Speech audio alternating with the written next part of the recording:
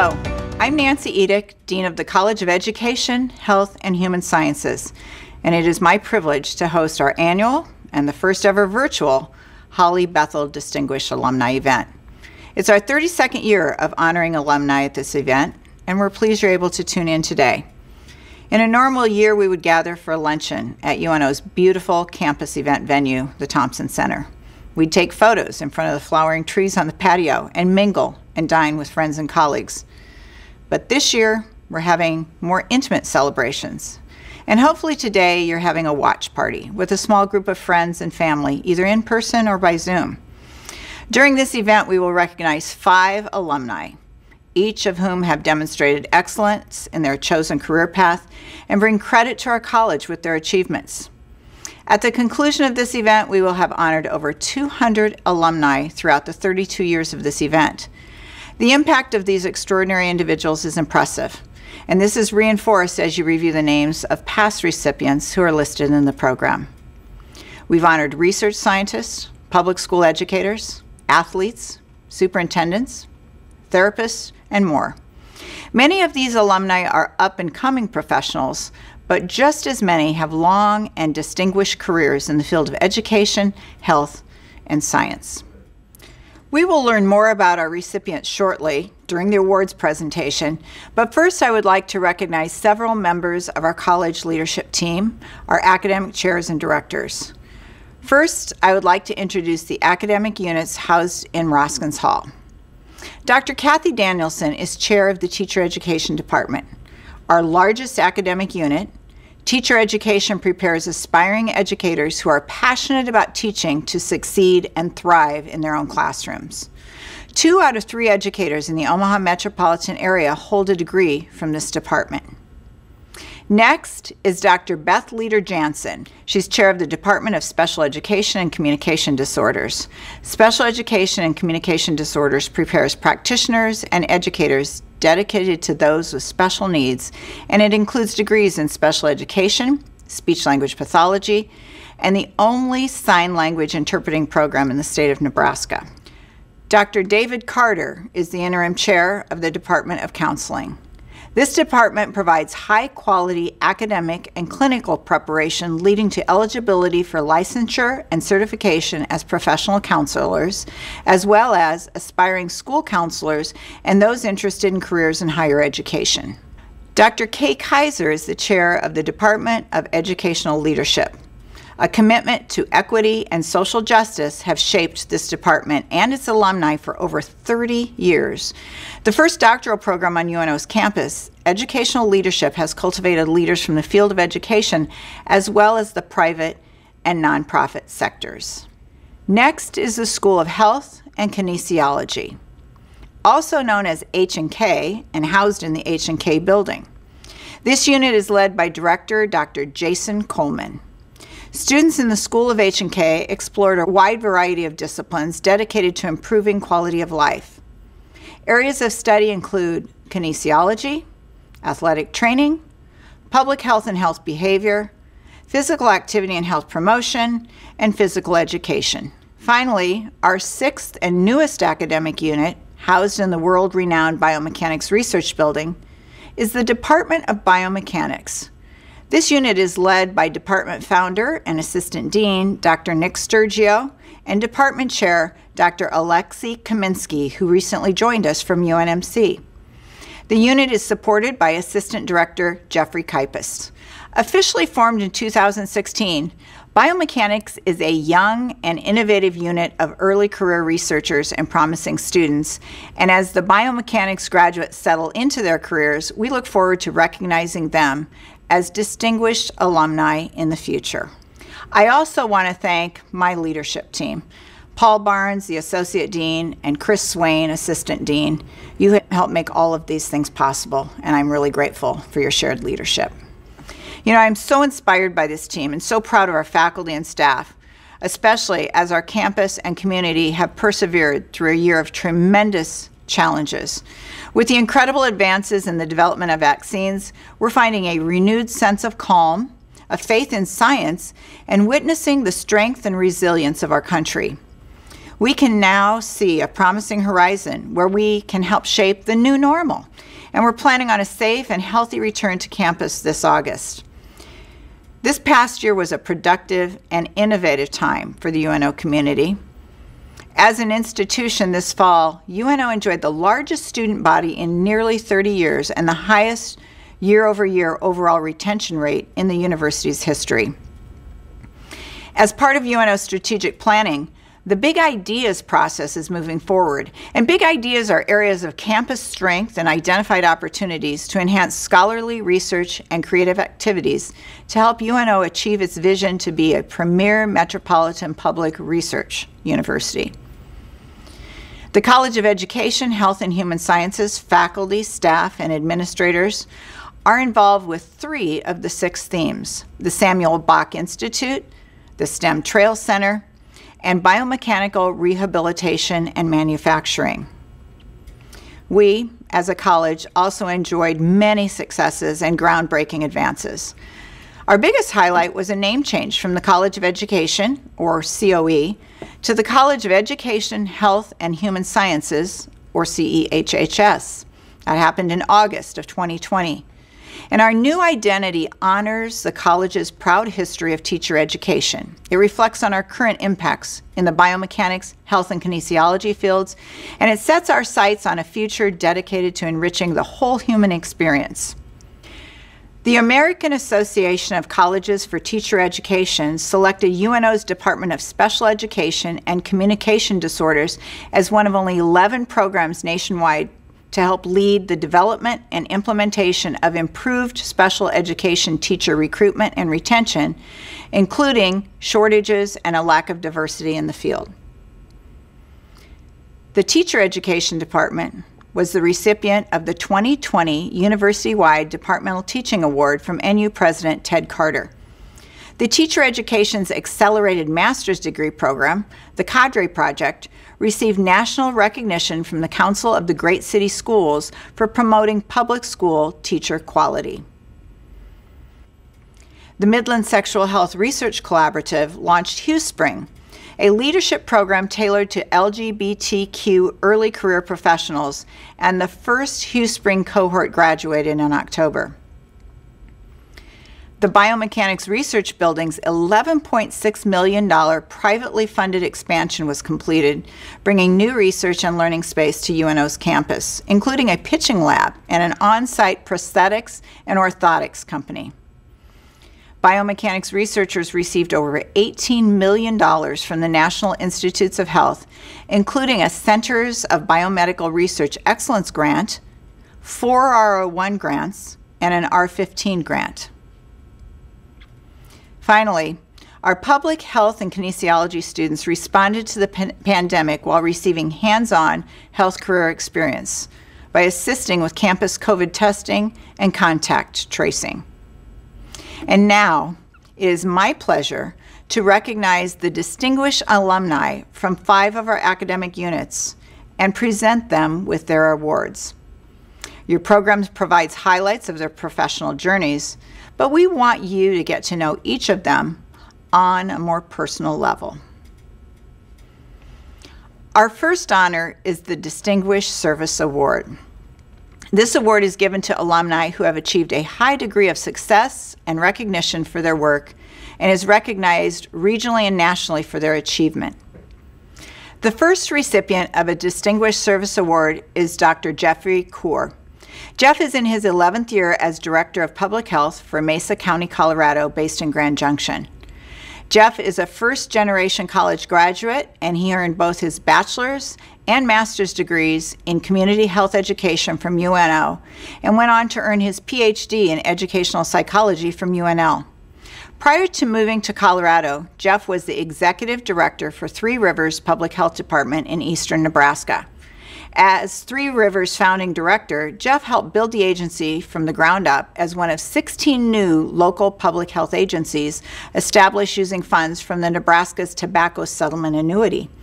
Jeff is on the board of St. Mary's Regional Medical Center and the Rocky Mountain Health Foundation, and he holds leadership positions with several health community, and education organizations, including serving on the Health Steering Committee for the National Association of County Officials, fellowships with the Aspen Institute, and appointments to the Colorado Board of Human Services and the Colorado Early Childhood Leadership Commission.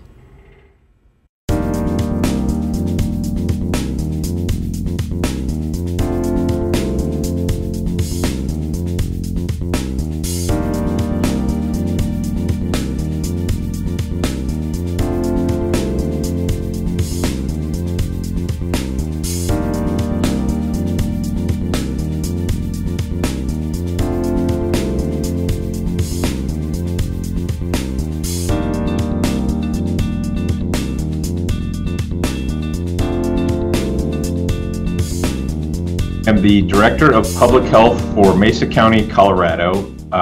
Mesa County has a population of 153,000 people, and we run all of the local public health operations for the county. We're a full-service health department. My budget is $8.2 million, and I've got about 80 full-time staff working for me. So I came to UNO. I was pretty non-traditional. I think I was 24, 25 years old. Came to UNO just because I had worked in full-time jobs, one of which was a manufacturing plant in Omaha, and I just knew that that is not where I was going to spend my life. So went back to school at UNO, and I was headed into the exercise science program. But then I met, the folks had to took some classes with health education as well. Had met Dr. Stacy, Dr. Corbin, Professor Metal Corbin, and really once I learned about what health education was, it was more appealing to me. It made me think about the behaviors associated with health as opposed to just simply, the act of activity in and of itself. So the first person that I came in contact with was Richard Stacy, Dr. Richard Stacy. He was very influential in me choosing to go the health education route. But then, I had courses with Professor Josie Metal Corbin and Dr. David Corbin, and I've learned so much from all of them. And then as I went into my master's program, Dr. Corbin was my advisor and really has been my mentor throughout my entire career. I took him along with me when I went to my program in Lincoln, and he was on my committee and have had him with me the whole time. So my bachelor's is in health education, my master's is in health education, and then my PhD in Lincoln is in educational psychology, but really the focus was in health education and public health. So I'm all in as a health educator. And so, my whole career has been in, health promotion programs, which, eventually led to public health. And then I became the founding director of the Three Rivers District Health Department in Fremont, which was Dodge, Saunders, and Washington counties. But always the base for everything I've ever done is my my health education training through UNO. Public health is important to me because, and it's funny because it really does go back to when I was in school. The training leads you into two pathways to change health behavior in a community. One of them is to work with individuals. So, you can teach people on, what are the benefits of exercising, or how do you read a food label so that you can, eat more healthy. But the other pathway is policy. And at some point in my career, and I'm sure it started when I was probably in my master's program, I realized that policy really impacts the community as a whole, or a subgroup of that community.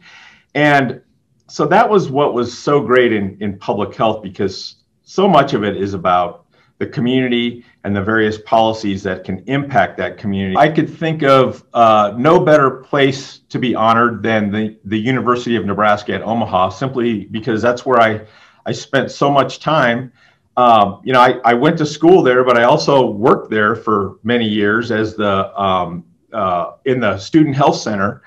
And also met my wife there, who worked in the candy store and then went to work in financial aid. So we've been married for 26 years. And so how great is this to really spend most of your career doing what you were trained to do at UNO and then come back to be honored with it. It's not the same as working toward an achievement and eventually, being honored. It's being recognized for the work that you've done, but bringing it all back to where that started. So it's the best award that I've been given. The next recipient of a Distinguished Service Award is Dr. Stuart Stafford. Stewart is the founder and executive director of Nebraska Transition College. It's an organization that empowers individuals with autism and other disabilities to learn, work, and live within their communities. Stewart completed a master's degree in 2011 and a doctorate in 2017, both in educational leadership from UNO. He retired from the U.S. Air Force in 2017 after 31 years of combined active duty and reserve service. In 2018, Stewart was the recipient of Leadership Lincoln's Bud Kuka Servant Leader Award, an award presented annually to honor a member of the community who has lived and embodied the ideals of servant leadership and is working to make a better life for the entire community. Stewart is active in the community, volunteering with Junior Achievement, Community Action Partnership, and the Homeless Coalition of Lincoln. He's also the author of a book about his volunteer work in the hospice field entitled The Love of a Cold, Wet Nose, Stories of a Hospice Dog. And it details stories of providing compassionate care for hospice clients with trained therapy dog Buckley.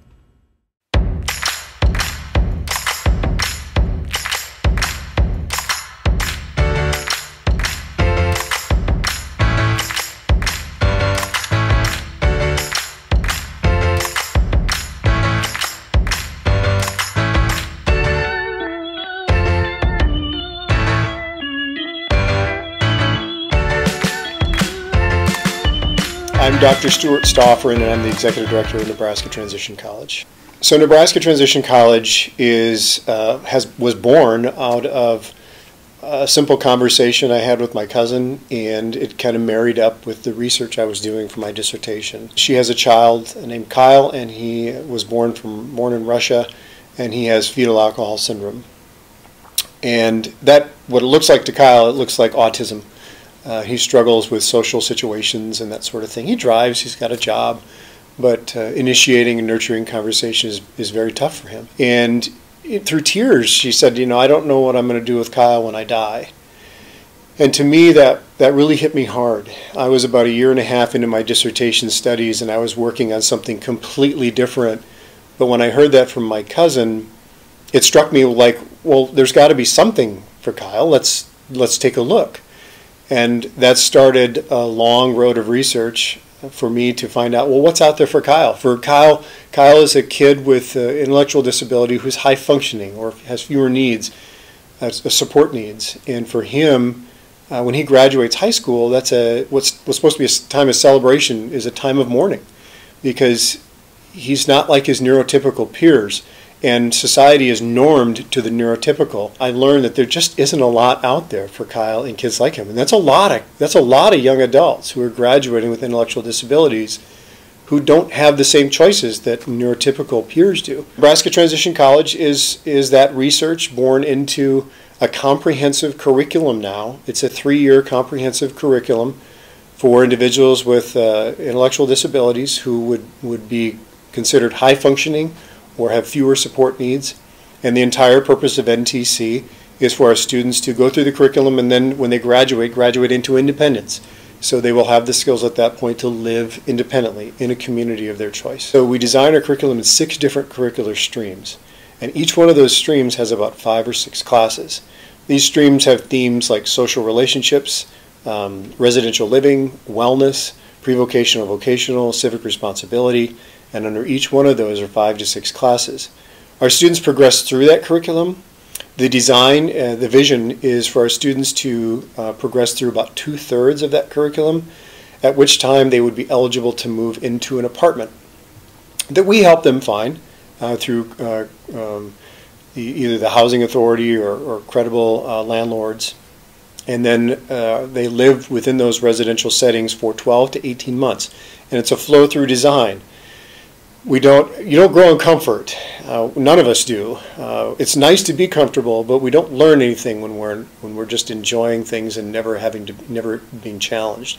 So part of it is for our students to have practice in a residential setting with roommates and experience that, conflict resolution and those sorts of things. What does it mean to keep an apartment clean? But all of the time know that this is just a practice. They're only going to be there for 12 to 18 months. While they're in the apartment, they learn how to live in an apartment, and at the same time, they will find a job and a permanent residence within a community of their choice, and that's when they move out, and that's when they take that last step into independence. This work allows me to take my passion and use it in an effective, concrete way to have a positive effect on others in the community, and to build something that will last beyond my years. I only have so much time here, but when I'm gone, I hope NTC continues to grow. Our goal is not to live forever. Our goal is to create something that will, right? And that's what NTC is to me. I get to count a lot of great people. It's my folks and my community, the folks with Nebraska Transition College, my UNO family, and I'm just so happy to nurture those relationships and happy that they continue to be in my life. One of my heroes really is Kay Kaiser. I blame her and credit her for igniting a passion within me. Blame her because I hate that I found a passion. I mean, I really do, because it keeps me up at night. It takes up all of my thinking, and it doesn't pay well.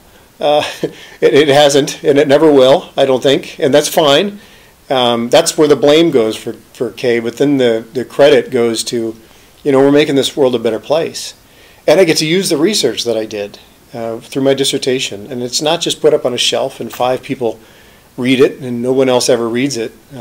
For me, we did this research, and out of it came something tangible. Next, we will honor the Distinguished Professional Achievement Award recipients. This award is given to alumni who have, over time, demonstrated outstanding performance personally and professionally.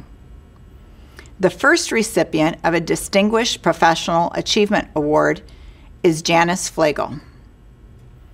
Janice enjoyed a 41-year career at UNMC's Monroe Meyer Institute.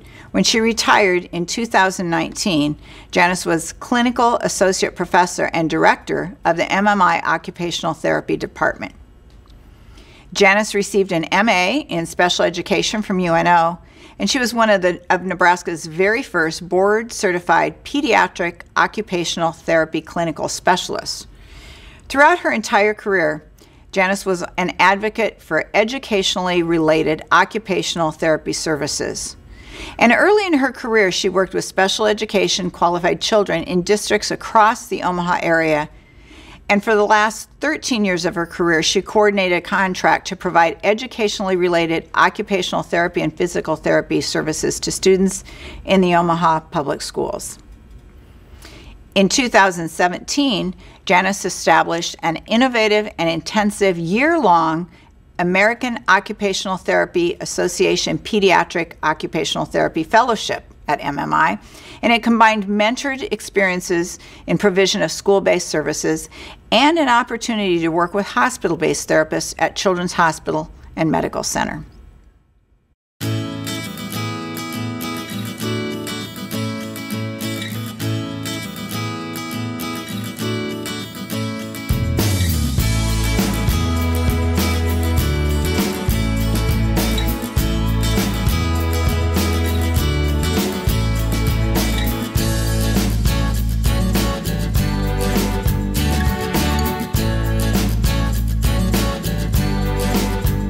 My name is Janice Fleigle, and for the majority of my career I worked at Monroe Meyer Institute. The last 13 years I was director of the Occupational Therapy Department.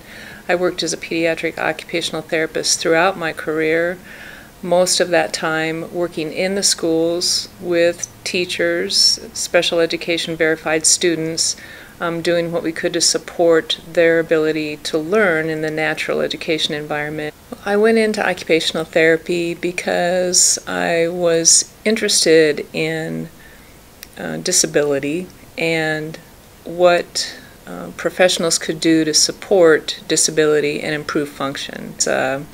Occupation is described as whatever it is that has meaning to you. So students, their occupation is to be a student. If you're a homemaker, that's your occupation. You have many occupations throughout your life, and it really amounts to what your priorities are at any given time. And when disability, whether it's an accident or a congenital problem, is part of the big picture, then your ability to do what you want to do the way you want to do it is challenged. And I just always found it fascinating.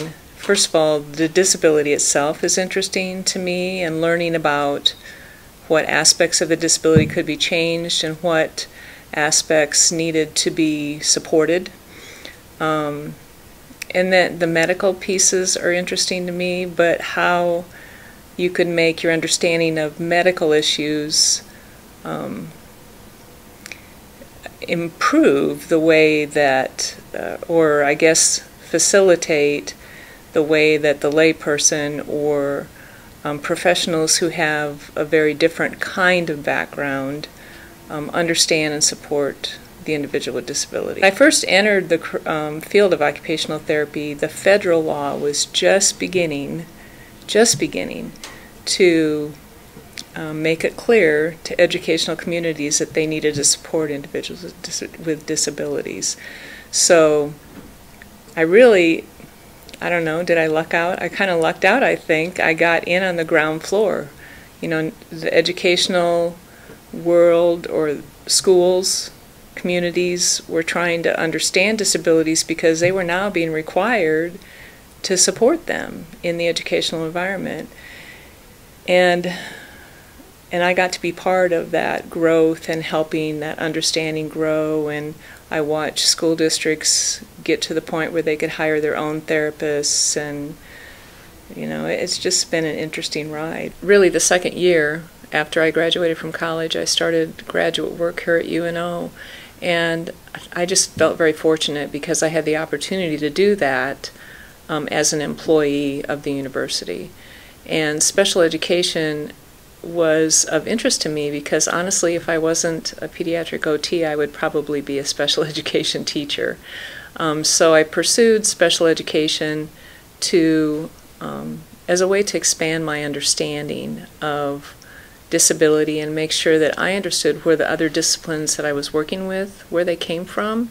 And at the time, this is 40 years ago now, I had the good fortune to have professors in my graduate program who were also colleagues at, then it was called Meyer Children's Rehabilitation Institute. So I learned about learning disabilities from Dr. Hill, who was at the time director of our learning disabilities department, and I learned about management of, or I should say, applied behavior analysis from a psychologist that at the time was director of our psychology department. They were working, I don't know if they were adjunct or part-time faculty, but I was learning about other disciplines and their frames of reference from colleagues who I was also doing interdisciplinary evaluations with. I took classes with a lot of teachers.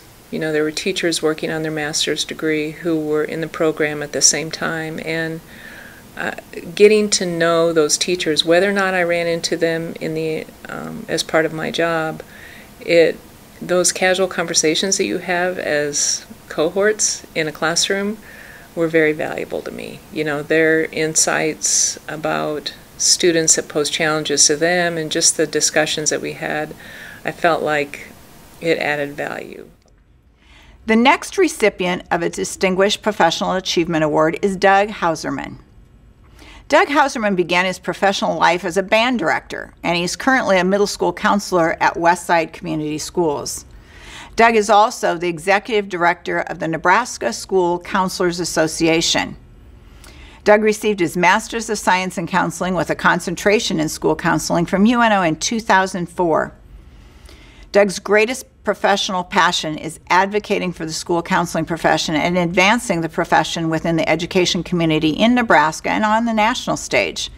He has held leadership positions with professional organizations such as President of the Nebraska School Counselor Association and Assistant Chair of the Board of the American School Counselor Association.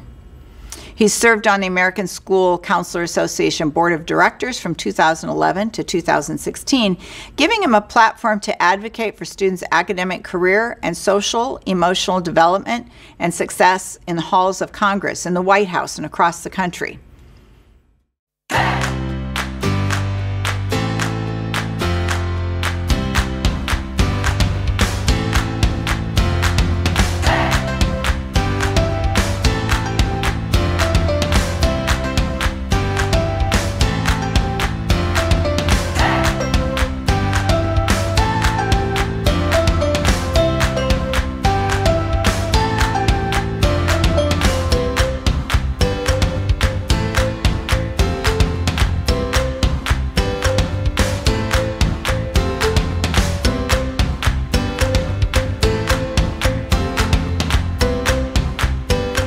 I'm Doug Hauserman. I'm a school counselor at Westside Middle School and the executive director for the Nebraska School Counselor Association. At Westside Middle School, I get to work with 7th and 8th graders primarily in the area of social, emotional development, mental health development, academic development, and career development. So getting to work with the whole student in all three of those areas is really just a great pleasure of mine. But probably what really drives me even more is my passion for the school counseling profession, and then the work that I do as the executive director of the Nebraska School Counselor Association. In that role, I get to just work my tail off to make sure that every student in Nebraska has access to a school counselor, which I just feel is vitally important from kindergarten all the way through 12th grade. So many times major events happen, whether it be a pandemic or going all the way back to 9/11 or events and school tragedies. And we always say, mental health is so important, and making sure that we have that students have access to mental health in the school. And then we tend to forget about it. So, my drive and my passion is to make sure that all of our Nebraska school students, K-12, have access to a school counselor. And that work is ongoing. So I started my career in education as a music teacher. Initially, it was a kindergarten, first and second grade vocal music and a 5/12 instrumental, and then eventually focused more on the instrumental music. And so I was working on my instrumental as an instrumental music instructor at the Elkhorn Public Schools. And I kept finding that kids kept coming to me and wanting help with personal issues. And I think that's pretty normal with a band director or choir director. You're working in the arts and emotion and common goals. And so you build that bond and you have those students, for 4 to 6 years. And so you're a real consistent face for them, and which was great. But then I didn't really always know how to help them. I could listen, but I didn't know how to help them. So when it was time to think about getting a master's degree, and I will be honest, it was to move up the pay scale. I had options, but I really wanted to do school counseling just because I thought it would help me with my students as a band director, and I would be able to help them more when they came to me, not necessarily thinking that was the career that I was going to go into. So I started my program at UNO and quickly, through the great professors at UNO, developed a real passion for school counseling, and quickly discovered, as much as I love being a band director, that once I got my degree, I was going to want to move more full-time into the school counseling profession. Always think back to Dr. Barnes. I always felt like Dr. Barnes saw something in me that I didn't necessarily see in myself, and so it was very encouraging. And then when push came to shove, and I I'm trying to do a 400-hour practicum and a full-time band director job, which is way more than a 40-hour, an hour a week job. He was so flexible and supportive and helped me find a way to get through that. And I'm the counselor I am today because of people like Dr. Barnes. And the work of the school counselor is so important on so many levels.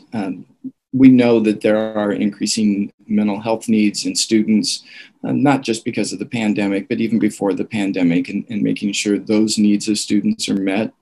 And the other thing about the work of a school counselor is doing their job as the American School Counselor Association model suggests, you're always creating and closing the achievement gap. And so such a fundamental role of what counselors are doing are identifying disadvantaged groups, trying to level the playing field, whether that's students in poverty or whether that's, working with students of color or LGBTQ plus students. And I that brings so much fulfillment to me to be able to help those students level the playing field and elevate those disadvantaged students. If I were to say one thing, it would be, opportunity to advocate for the profession and the need for school counselors. The need's greater now than it has ever been. And school counselors are, uniquely trained in education and mental health, and that puts them in a position in schools to really look at the whole child, advocate for the whole child, support the whole child. And so we got to continue to raise our voices and make sure that all of our children have access to a school counselor. The final recipient of a Distinguished Professional Achievement Award is Linda Poole. As a lifelong educator, Linda Poole has devoted her life to serving public schools. She has served for 24 years on the Millard Public Schools Board of Education, and she's a 6th grade teacher at Prairie Queen Elementary for Papillion La Vista Community Schools. In addition to her work on the Millard School Board, Linda has served on the Nebraska Association of School Boards for over 15 years and the National School Boards Association Board of Director representing the Midwest region. As an elementary school teacher, Linda has also taught 1st and 3rd grades. She currently serves on her school's leadership team, and she provides mentoring support to teacher candidates and new staff members. In 2015, Linda was selected to attend the Phil Mickelson Math and Science Academy, a professional development training program based on STEM concepts. Governor Heineman appointed Linda as the only teacher in the state of Nebraska to serve on the governor's Technical Advisory Committee for statewide assessment, and she was recently reappointed by Governor Ricketts.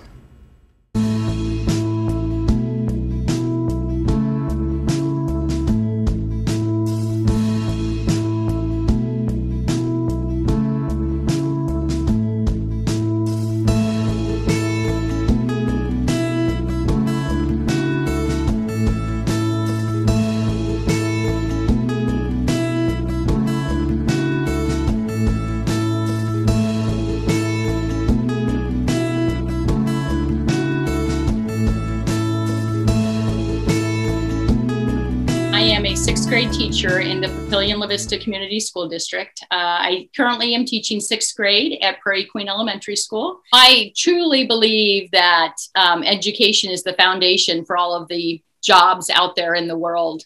I just love being able to work with students, walk into the classroom, have those light bulb moments when, you see a student finally understands a concept you've been working with them so hard on, working with my colleagues to try to find best ways to differentiate instruction for our kids. I just think education is just the foundation for everything. And so that's one of the reasons why I wanted to go into it. And then when I think about the things I've done on the school board for the last 25 years, whether it be at my local, the state, or the national level, I really think that providing a quality public education to our students, to our children across the country is so vitally important.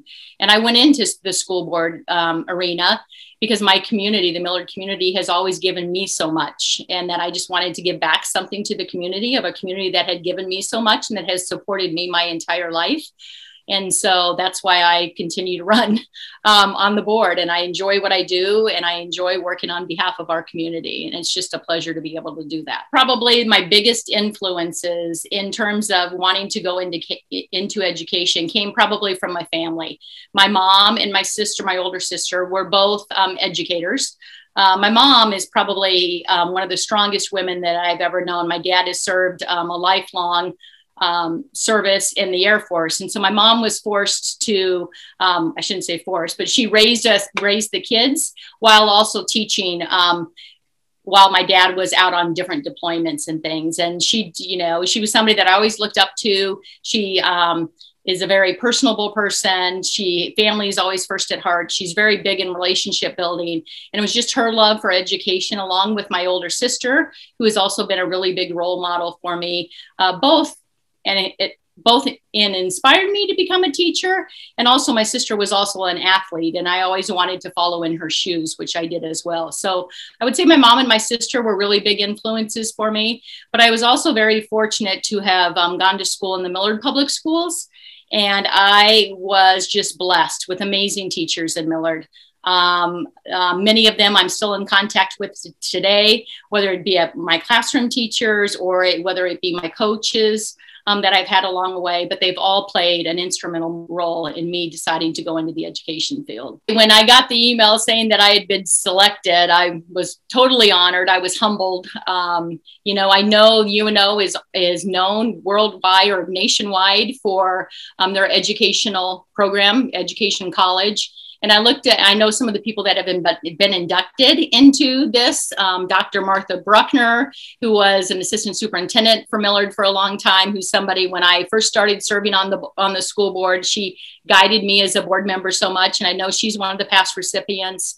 Dr. Andrew Rickley, who's the current superintendent of Papillion, where I work. I know he's a past recipient as well. And he inspires me every day and challenges me. And so just to know that I was selected amongst people like that, who I totally admire, was just so totally humbling to me. I have not been on this educational journey alone. As I've gone along, I've had family members that have supported me and been my cheerleaders. I've had coaches in high school and college that have cheered me on.